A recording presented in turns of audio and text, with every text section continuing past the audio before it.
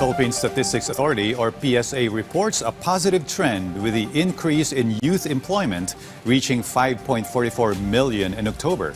This is accompanied by a decline in out-of-school youth and an easing of overall unemployment to 5%, driven by seasonal hiring in retail and food services. Denise Osorio has more to the story.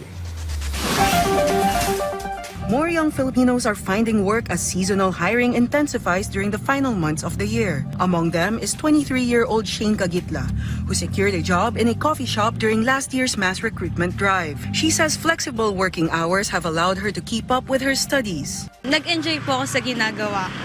And marami din po ako natutunan. And ayun po, mas nababalance ko pa rin po yung school ko until now and sa work po. Then, hindi naman po siya naging mabigat para sa akin. Shane plans to continue working to maintain her financial independence even as her graduation draws nearer. Nagkaroon po ako ng allowance ko po sa school and syempre nadagdagan na rin po yung panggastos ko and yung mga needs ko po na po-provide ko na rin po. Another student, 19-year-old Angelo Savillano, began working at 16. He installs solar panels part-time and says demand for informal jobs typically rises during the holiday season. Yung pandustos rin po kasi minsan pagpapasok walang baon eh. His earnings now allow him to help support his family in the province. Pag sumasahod naman po ako, hati-hati po, bibigay po ako sa pamilya ko. Tapos yung sa akin po, bibili ko ng mga gamit, pambaon. The Philippine Statistics Authority says the accommodation and food services sector continues to see growth, with an additional 30,000 young workers joining the industry this third quarter. The PSA also reports a rise in youth employment, which reached 5.44 million in October, up from 4.87 million in July. Hinimay natin kung saan ang mga sektor na nagkaroon ng pagtaas quarter on quarter. For example, ang malaki ay nasa wholesale and retail trade. No? Mga nagdagdag siya ng 254,000. No?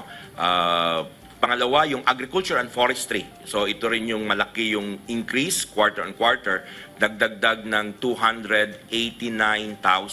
PSA National Statistician Claire Dennis Mapa notes this increase is mirrored by a decline in the number of out-of-school youth at 2.62 million in October, down from 3.20 million earlier in July. Turning to the wider labor market, overall unemployment eased to 5%, representing 2.54 million people without work.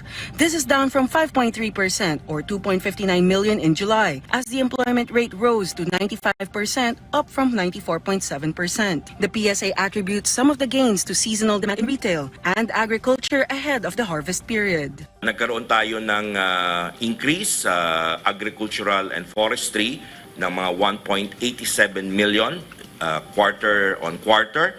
At ang pinakamalaki dito na nag-contribute ay yung growing of paddy rice. Kasi yung ating peak season sa rice farming ay fourth quarter. Mapa adds that typhoons earlier in the year had affected employment rates in July, contributing to a stronger recovery in October. Meanwhile, working students say that although employment helps meet daily expenses, maintaining a balance between work and study remains crucial. And saving money is especially important as more part-time roles open during the Burr months. Denise Osorio for the National Television Network for a new and better Philippines.